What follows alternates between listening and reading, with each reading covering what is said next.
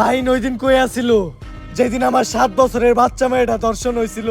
তো গাইস, ওমর ভাইয়ের এই ভিডিওটা দেখে আসলে আমি মুগ্ধ হয়ে গেছি। দেখেন, এই সিনটা যে আসলেই দেখার মতো ছিল। আসলে অনেক কিছু বোঝাইছে এই ভিডিওতে দিয়ে। দেখেন, আপনারা দেখুন, এই ভিডিওতে অনেক কিছু বুঝতে পারেন। আসলে এইরকমই আমাদের দেশে চলতেছে। আপনারা প্লিজ দেখুন। দাঁড়ান, আগে আপনি কোন যে আপনি এগুলো কেন করতেছেন? আমি জাগরে মারছি, ওরা কেউ কি ভালো মানুষ? ওরা সবাই বড় বড় অপরাধী।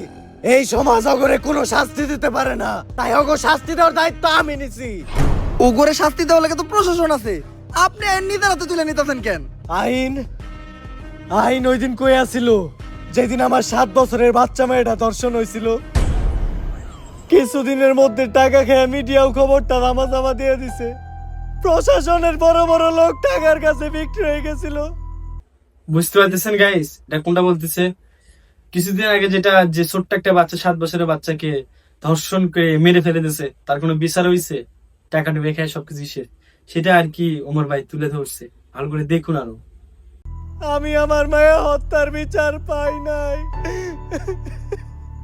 আমার মতো শত শত বাবার মেয়ের প্রতিদিন ধর্ষণ হয়, কয়জনই ভাইয়ের উপযুক্ত বিচার পাই?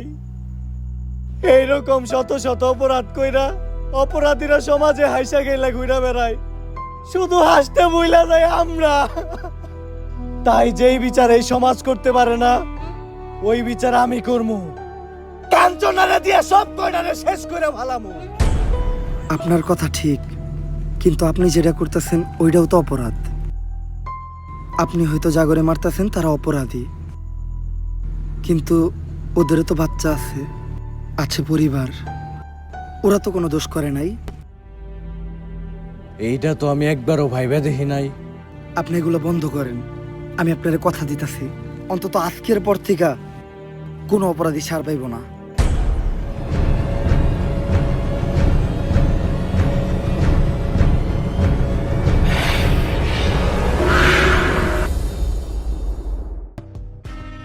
তুমি আমার চোখ খুইলা দিছ, নাও কাঞ্চনারে তোমার হাতেই দিয়ে গেলাম, কিন্তু ও যেন কোনোভাবেই মুক্ত না হয়।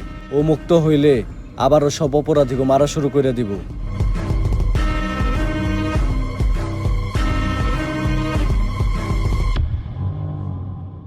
দ্য বেস্ট মোমেন্ট, অনেক সুন্দর ছিল।